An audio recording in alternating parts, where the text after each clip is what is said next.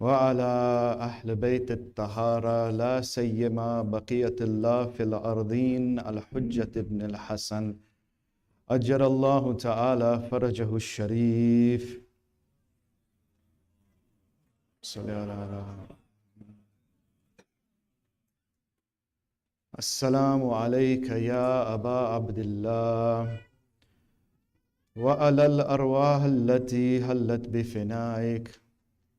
عليك منا جميعا سلام الله أبدا ما بقيت وبقي الليل والنهار ولا جعله الله الآخر العهد مني لزيارتكم. Everyone please join me.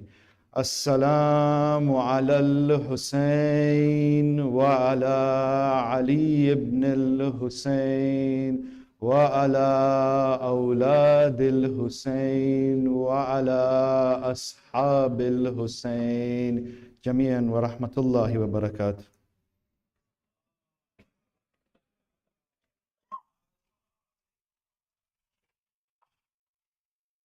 أما بعد فقد قال الله سبحانه وتعالى في كتابه المجيد وقوله الحق لقد خلقنا الإنسان في أحسن التقويم ثم رددناه أسفل السافلين إلا الذين آمنوا وعملوا الصالحات فلهم أجر غير ممنون. آمنا بالله صدق الله العلي العظيم.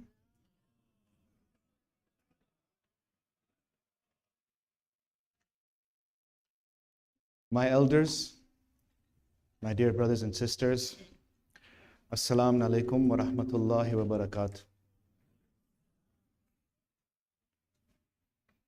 In keeping with our pattern and the flow that we have been following every night, this dedication is both heartfelt, it is also difficult, and you'll understand why. Tonight's dedication, tonight's lecture is dedicated to each and every one of you. Tonight's lecture is dedicated to my community both locally and my community both internationally. We have a narration attributed to Amir al-Mu'mineen, salawatullahi wa salamu alayhi, where he says, Rahimallahu imra'an ya'rifu min ayn fi ayn ila ayn. He says, may Allah have mercy on the one who knows from where he came, where he is, and where he is headed. Please recite a salawat.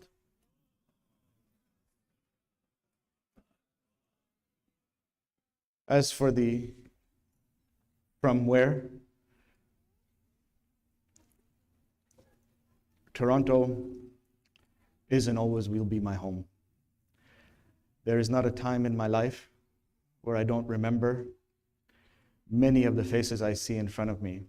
Sometimes when the youngsters ask me, how long have you known my parents? I said, well, there's not a time I remember where I didn't know them. 20 years ago, I embarked on a journey. I left everything that was familiar to me. I left family, I left friends behind, and I embarked on a journey. Many times people ask me, they say, Sheikh, why did you go to Hausa? And I'm very honest with them.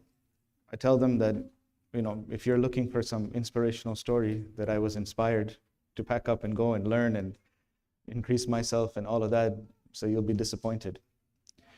I left this city as a very broken man. It was a very difficult time in my life, and in many ways, I tell myself this now, that I needed a change of scenery. But the reality is that even being here, even being in the familiarity had become too painful for me. And so I took a chance and said, you know what? What do I have to lose at this point? And I went. I'm grateful to Allah subhanahu wa ta'ala because that could have gone many, many different ways and could have ended many different ways. But Allah saw it fit in His mercy, for which certainly am not worthy the levels of mercy. And He took me on a journey. He took me on a journey of self-discovery. He took me on a journey of discovering things around me. And many things fell into place. But through all the time I was away from home, there was never a moment that I forgot about my home. There was never a moment where I didn't carry Toronto in my heart. There was never a moment where I didn't carry the friends, the families, the very real connection and the love with me. And so to come back, I won't forget, it was, I think it was a Thursday. My mom sent me a WhatsApp, and she said, a few months back, and she said to me, she said, Sister Anar Ibrahim from Oil is trying to get a hold of you. Shall I give her your number? I said, okay, sure. And from there, a conversation ensued. And then I had the great pleasure of meeting the board of Oil. And I cannot thank the board of Oil enough. Dr. Zubaina, Sister Anar, Brother Akil, Brother Jabir, Murtaza uncle, and of course, Abdulaziz uncle. I cannot thank them enough, really cannot thank them enough, because we were, though I was from here, we were still very unknown to each other. Unknown because it was 20 years removed. They perhaps knew me, who I was 20 years ago. I perhaps knew Oil, what Oil was 20 years ago. You get where I'm going with this. But the point is, we had a very beautiful conversation, and from there, things ensued. And I'm deeply, deeply grateful to the board at Oil because, for a number of reasons. First of all, they allowed me to live out a childhood dream. As I told you in my first lecture, when I left Toronto, it was always my dream, my heartfelt dream, to come home and to speak to my people. You are my people. And secondly, because they took a chance on me. They really did take a chance on me. I was an unknown. You know, they say out of sight, out of mind. I literally disappeared for 20 years.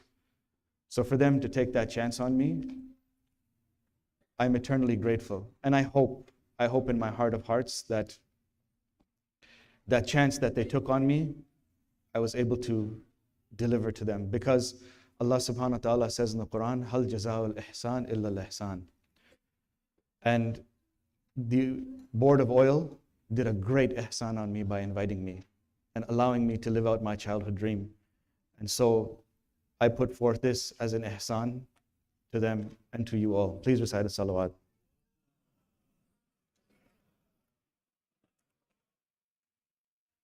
I'm grateful to each and every one of you who have come every single night, for those of you who have come some nights, for those of you listening online, for the love and encouragement you have shown me through these 10 nights. There's no love like the love you get from home.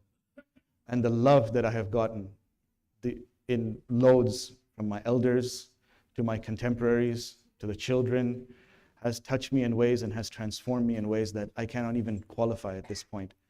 But I thank you all for the love. You really, really have shown me a lot of love, a lot of love. And it makes me happy, and it reinforces the fact that this will always be my home.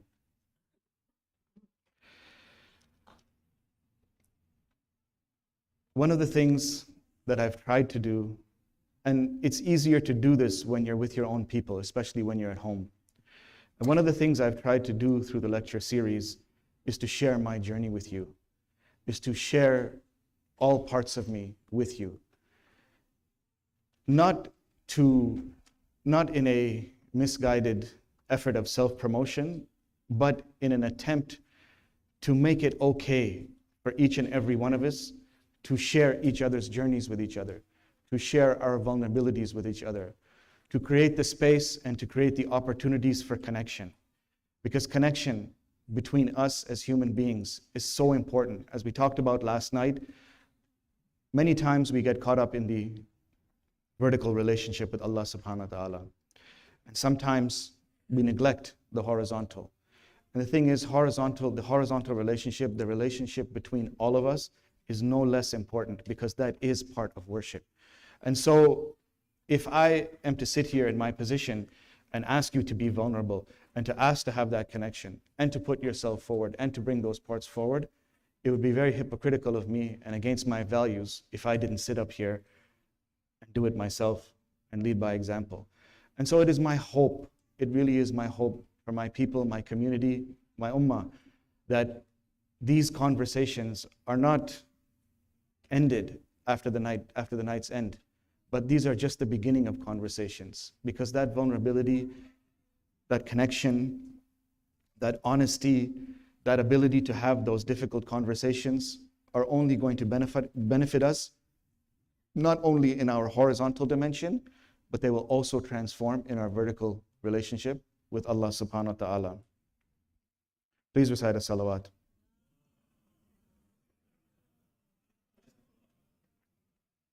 And because I have the unique position of being an insider with my community, I will say to you today that please continue. Please continue. Let this to be a starting point. The things that we have discussed, I would say we haven't even scratched the surface with these things. But please continue. We live in a time today where resources are readily available, both human resources and both in resources online and everywhere. And it is again, as an insider, it is my advice and my humble invitation to my community that we have done well when it comes to our physical infrastructures, when it comes to our capital projects. And I know that the efforts are there, and to what degree I'm unaware, but I still would invite my community to continue to invest in the human resources and our human infrastructure. It's our humanity, it's us as people who make a community.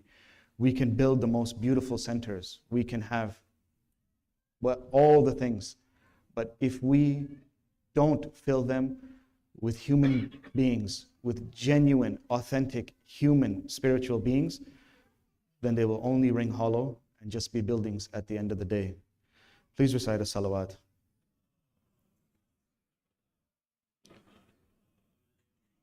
And finally, as we move forward in our respective journeys as individuals and as we move forward in our journey as a community, it's important that the things we pick up along the way, we also do actualize. A friend of mine who's in the audience tonight, I know she hasn't coined the phrase, but she said a nice thing to me. She knows who she is.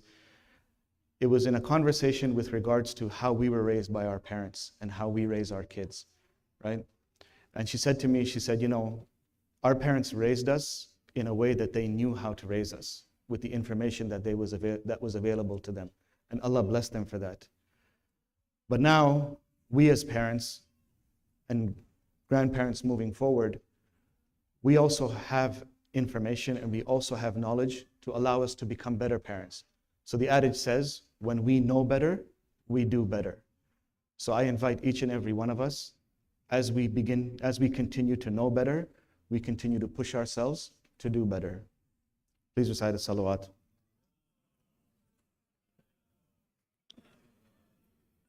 And my final gratitude goes out to my family, especially my brother Rizwan, my sister-in-law Naila, my three nieces, who have grounded me in this process.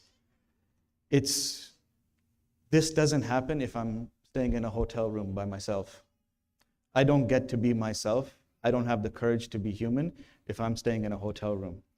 But to live in my brother's house with my nieces, with everything that comes along with that, even the rides over here, I think they were feeling bad that I needed quiet on the way here.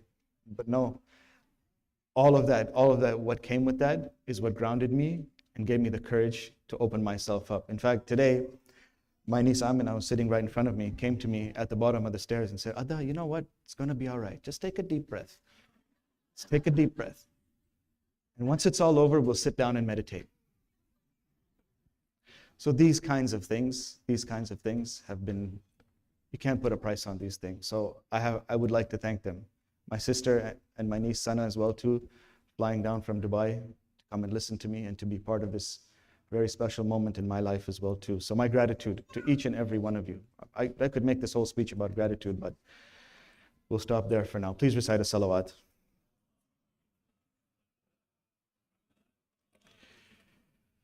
So we began a journey on the first night of Muharram, and we have now arrived at the conclusion of this journey, the night of Ashura. Tomorrow is the day of Ashura. Tomorrow there will be no intellectual discourse in that way as we commemorate the tragedy of Karbala, the day of Ashura, and the night of Sham-e Ghariban. So tonight we will conclude. We began to conclude last night, and so tonight is just wrapping things up and tying up any loose ends that remain. We began a journey where we looked at the fitrah, that wonderful gift and that wonderful mercy that Allah subhanahu wa ta'ala gave us, our humanity, the very core and foundation of our humanity. That thing that keeps us connected to Allah subhanahu wa ta'ala. And wherever we find ourselves on the spectrum, whether our fitrahs are open or whether our fitrahs are asleep, the connection never goes. So that mercy is a mercy that is always available to us. And the more we refine ourselves, the more the fitrah is awake, and the more that connection is robust, and the more that connection to Allah subhanahu wa ta'ala is adding value to our lives. That fitrah also within it, that connection also comes with the gift of the virtues, even in potentia, that Allah subhanahu wa ta'ala loves. He explicitly identifies these virtues in the Quran. They are taqwa, they are sabr, they are tawakkul, they are qist, they are ihsan, they are tawbah, and they are tahara. We looked at 6 of them, and we took a detour and looked at ukhuwah just to see what it would look like if we took that inner work and what would it look like on the outside. We talked about how when these qualities come together and when they manifest and are resonating at a high level, we reach the station of what is called al-insan al-kamil, the true and the whole human being. We talked about how the concept of insan al-kamil is not an abstract concept that is inaccessible to each and every one of us. No, it is accessible to each and every one of us, so long as we are developing these particular things inside of us. We talked about what it means to be completely human. Complete humanity isn't about eliminating our struggles, emotions, or our human needs. It's about bringing every aspect of our human experience into a conscious relationship with Allah's love. It means feeling deeply while trusting completely. Like our beloved Prophet taught us when he wept for his son Ibrahim, while at the same time holding that consciousness and accepting Allah's will. The ability to hold multiple emotions inside of us. That ambivalence, as we call it in the psychotherapy world, and that godly ambivalence, as we talked about, rooted in the divine. Serving others while staying connected to our source. Like Amir al-Mu'mineen taught us last night, that giving in charity while also in the act of worship. Acting courageously while surrendering outcomes. Maximum effort, full surrender. Tawakkul. Maximum effort, full surrender. Like the companions, choosing truth over safety. Islam begins, it is in the middle, and it ends with surrender. This is the meaning of Islam. Islam, lexically and terminologically, come back to surrender. It is our ability to surrender to something far more powerful and far greater than us. But to also understand that in that power and in that glory and in that majesty that Allah subhanahu wa ta'ala holds over us, for us, it's only love and mercy that comes forth. And we talked about that love and mercy encompasses also being accountable, because love is not complete without accountability. But at the end of the day, to have that much majesty over us and to only treat us with love because of his love for us is something very powerful and something very liberating. Loving fully whilst holding everything lightly, knowing that everything belongs to Allah subhanahu wa ta'ala. Every virtue that we've looked at, we've been preparing and exploring to work towards integration. What is that integration? It began with the fitrah. It showed us our authentic foundation, that we're designed for this completeness. We went to taqwa, where it was an awakened consciousness that includes all of life, not just formal worship. We looked at sabr, the built-in resilience that stays loving even when everything shakes around us. We looked at tawakkul, which freed us to act boldly, exerting ourselves fully, while also leaving the outcomes to Allah subhanahu wa ta'ala, who holds the best of outcomes for us. We looked at qist. Qist taught us how to protect everyone's dignity, starting by protecting our own God-given dignity. We looked at ukhuwa, which created families of choice, where souls can be real and can be supported. We looked at ihsan, and ihsan, how it showed us excellence flows from presence and not performance. We looked at tawbah, and tawbah, how tawbah gave us the courage to keep returning home when we find ourselves drifting away. All this integration taught us that loving Allah and serving creation are one movement. When these virtues integrate completely, something beautiful happens. We stop compartmentalizing our lives into spiritual and human parts. Everything becomes sacred. Why? Because we bring consciousness into all of it. Our work becomes worship. Our relationships become service. Our struggles become opportunity for growth. Our joy becomes gratitude. Our entire lives become one continuous conversation with the Beloved. Please recite a salawat.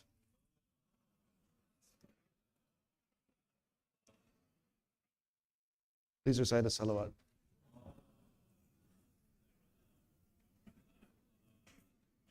We looked at the pitfalls. We looked at the pitfalls of trying to be perfect as opposed to complete. And there's a crucial difference, right? Perfectionism says you must never struggle, never feel overwhelmed, never make mistakes, never need help from others. Completeness or wholeness says to us, you can feel everything deeply while staying connected to the ones you love, especially God. You can struggle whilst growing. You can need others while also serving them. You can be beautifully and consciously human. Perfectionism wounds us. Why? Because we become afraid of our own feelings, because our emotions seem or are labeled as unspiritual. We hide our struggles when Allah wants to walk through them with us. We judge others harshly because we're so critical of ourselves. We miss out on the joy of growth because every mistake feels like a failure. We become isolated because no one can live up to these impossible standards. And this leads to the exhaustion of false spirituality. What is that exhaustion? Never to feel difficult emotions, never to grieve losses and just trust Allah, never ask for help and just rely on Allah, never enjoy simple pleasures, focus only on the afterlife, never to express our needs, to just be grateful for whatever we have. This isn't spirituality, this is spiritual death. It cuts us off from the very humanity through which Allah wants to express His love. I repeat, it cuts us off from the very humanity. Our humanity is an expression of Allah's love.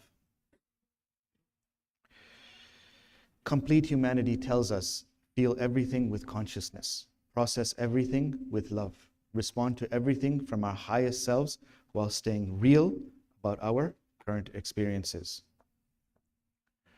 Thank you very much. Please recite a salawat.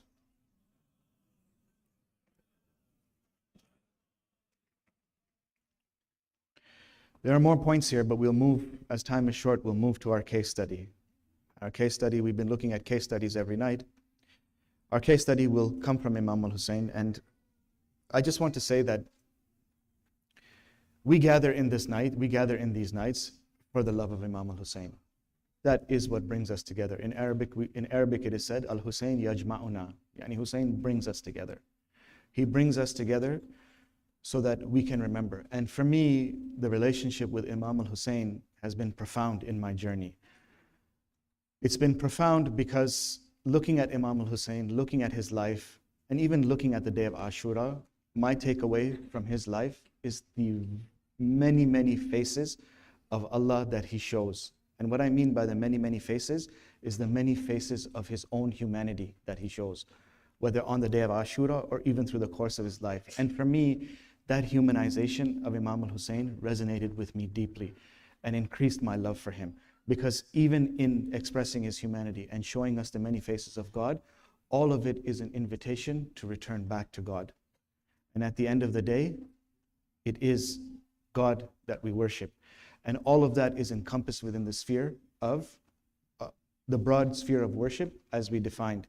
And so as we gather in these gatherings have been going on for centuries. And it's important that while we have intellectual discourse in its place, and it is important, but at the heart of it, we're here because we love Imam Hussein. And when we love Imam Hussein, that comes from a place of feelings and that comes from a place of emotions. And we've been talking all these nights about how recognizing our emotions. And so I share with you and I invite you that for me, Imam al-Hussein became the gateway to understanding my emotions, became the gateway for becoming aware of my emotions, and became a gateway of how to manage and learn how to integrate my emotions in a healthy and positive way. Please recite a salawat.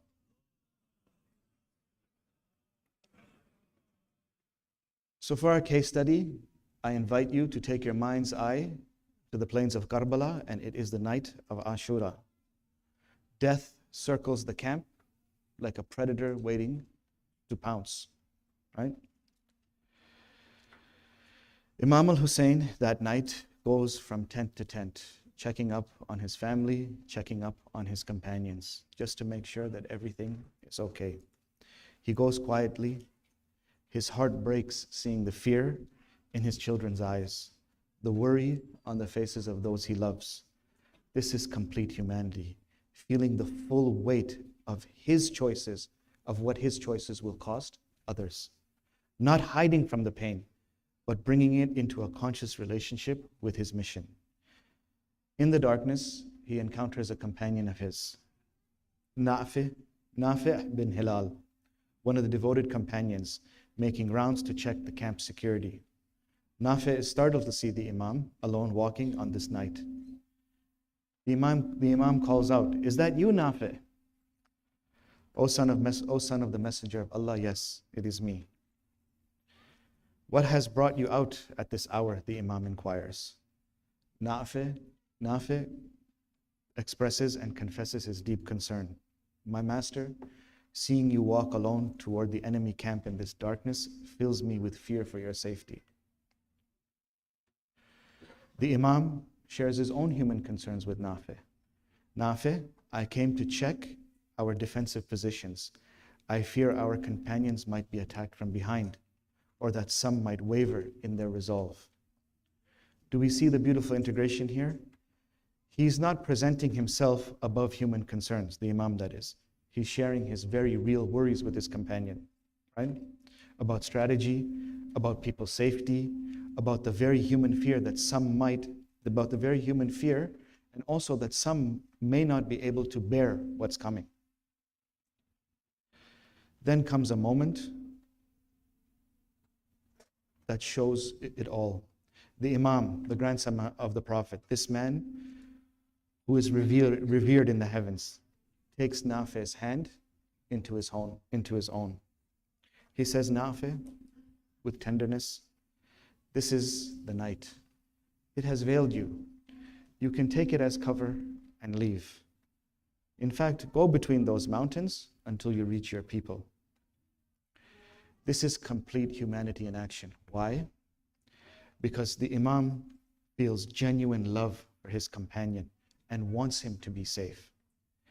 He honors Nafi's freedom. How? By offering a real choice to him without any pressure. Number two, he still maintains his mission whilst caring for the individuals involved in his mission. Number four, he shows vulnerability by admitting his own concerns. Number five, he creates safety for an honest response rather than performed loyalty. Nafi's response reveals what happens when true complete humanity inspires complete humanity. In the world we live in today, with all the hatred is perpetuating hatred. Hatred is perpetuating hatred. The way to combat hatred, perpetuating hatred, is through love, is through kindness, is through mercy. And it begins with ourselves, being kind to ourselves, and loving those around us. It is a difficult journey. It is a very steep mountain to climb. I recognize that. But if we begin with ourselves, in time we'll see that will spread to our families, that will spread to our societies, and inshallah, with Allah's help and tawfiq, it spreads to everywhere we are. Nafi responds to him, may my mother be bereaved of me. By Allah, I bought this sword for 1,000 dirhams and this horse for 1,000 more. By him who has graced me with your presence, I will never part from you until both my sword and horse are exhausted in your defense. This image, Imam takes Nafi's hand again and they walk hand in hand back to the camp. This image, walking hand in hand through darkness towards an uncertain dawn, becomes the perfect symbol of complete humanity, of true and authentic human moment. They are not walking as master and servant or as perfect spiritual being and flawed human. They're walking as complete human beings who have chosen each other for divine purpose while supporting each other through the darkness with consciousness, courage, and love. Please recite a salawat. What this sacred exchange teaches our hearts. Number one, vulnerability creates connection. You see how Imam's honesty about his concerns didn't diminish Nafi's respect. In fact, it deepened it. Complete humanity includes sharing our real worries and fears with the people we trust. This creates intimacy, not distance. Number two, love offers freedom. The Imam's love for Nafi meant offering him genuine choice, even when that choice might cause him personal pain. Complete humanity means loving people enough to let them choose freely, not manipulating them through guilt or through pressure. Number three, leadership through authentic care. The Imam's authority wasn't threatened by showing concern or admitting uncertainty. Real spiritual leadership comes through authentic care for others' well-being, not through pretending to have everything under control. And number four, integration through pressure. Notice how he maintained both divine consciousness, his mission, and his human consciousness, his care for individuals simultaneously. Complete humanity doesn't choose between spiritual purpose and human love. It integrates them perfectly. And number five, the power of walking together. The hand-in-hand image teaches us that the spiritual journey isn't a solo climb towards perfection, but a walk together towards divine purpose, supporting each other through darkness and with conscious love. Please recite a salawat.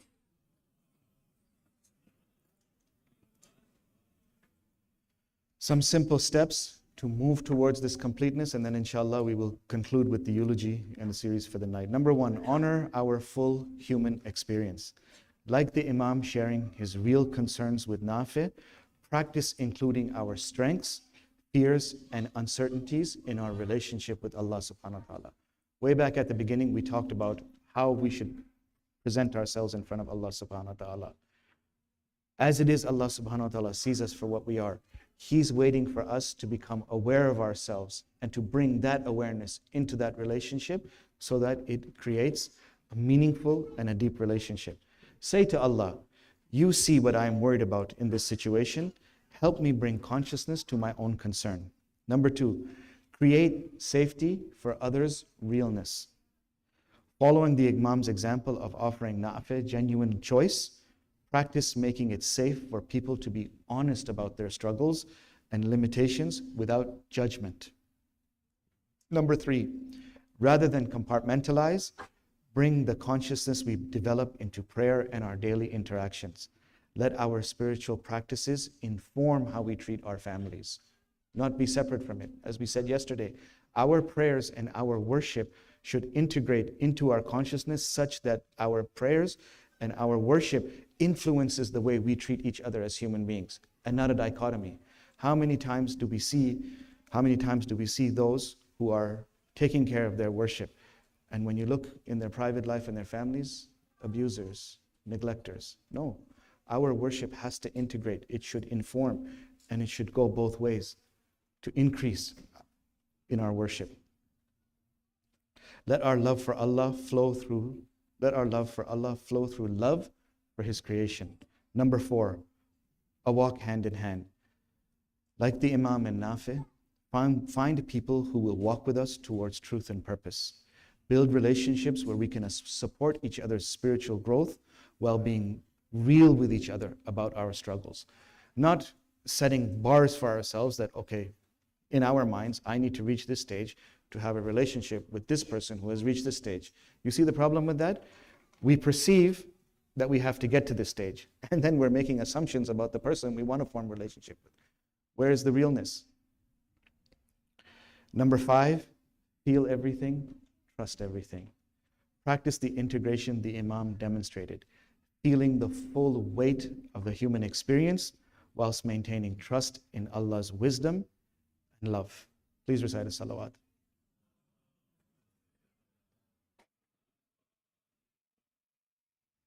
In the contemporary context, some examples might include being honest about our anxiety while still continuing to pray, admitting our mistakes whilst committing to growth, expressing our needs whilst serving others, feeling grief whilst maintaining hope, struggling with doubts while still choosing faith,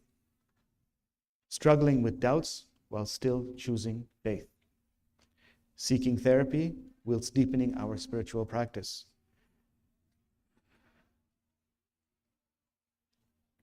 This application, when we bring to our communities, can perhaps look like this: making it safe for people to share real struggles with each other, integrating spiritual practice with social service, supporting each other's growth without demanding perfection, celebrating progress, not just arrival, creating spaces where tears and laughter, questions and faith, struggle and hope, doubts, all of it can coexist.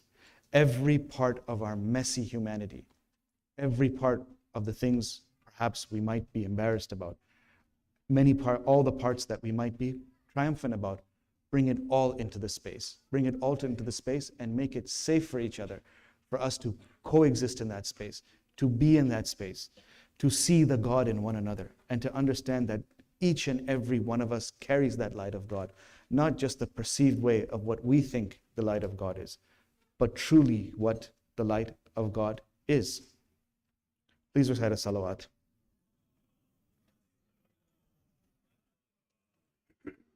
So it is my hope that this introduction becomes a journey for both all of us as individuals and as a community to continue to explore this and to continue to look at how we can continue to return to our humanity. Because reaching spiritual heights, as we said in the beginning, reaching spiritual heights will not happen until we return back to our humanity, return back to ourselves.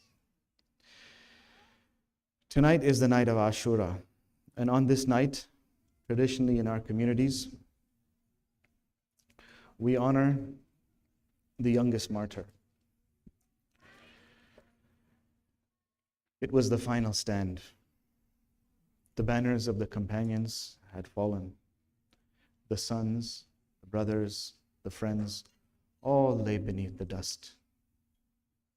Only one remained in the tent who had yet to give his life. According to narrations, there are three views on the infant son of Imam al-Hussein in the earlier sources. One view, which is not very common, is that he was born on the day of Ashura. Another view is that he was six months old on the day of Ashura. Imam al-Hussein walked into the camp, his clothes bloodied, his face pale with grief. He looked upon Ruqayya, he looked upon Suqayna, he looked upon the women of the Prophet's household. Then from the cradle came a weak cry. It was Ali al-Asghar, the infant son, also known as Abdullah al-Radi. Bring him to me, the Imam said. Even he has a share in this sacrifice. He took the child in his arms, wrapped him in cloth, and pressed him close to his chest. Then he walked out towards the enemy lines, not with a sword and not in defiance, but with a plea. O people, if you will not grant me mercy, then have mercy on this child. You will see how he writhes from thirst. Please give him a sip of water. There was silence in the enemy camp. Even the hearts of some softened. But then Harmala was called by Umar bin Sa'ad, cut off the last words of Hussein. He took an arrow and aimed it at the throat of the infant and released the arrow. The arrow tore through the baby's neck and pierced the arm of his father. The child did not cry. He only trembled and died. Imam al-Hussein looked down, eyes wide in disbelief. His hands were filled with not rebellion or vengeance, but the blood of his infant son. Oh Allah, it is enough for me that you see what has been done to me. He took the child back, walking in silence. Blood trickled down his arms, and then he knelt behind the tents. There was no coffin. There was no grave. With his own hands, he dug a tiny grave in the sand and placed the infant within it. The world is not worthy of you, my son, he said. He covered the grave with his cloak, then pressed his forehead to the ground. He wept with sound, and the wind of Karbala bore witness that day to the greatest act of complete humanity ever known to mankind. Ala la'natullahi ala al-qawm al-zalimeen, inna lillahi wa inna ilayhi raji'un.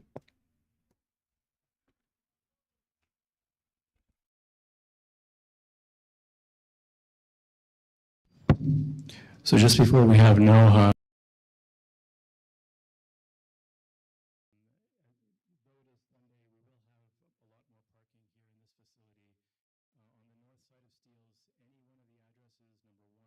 very short walk, so just please keep that in mind.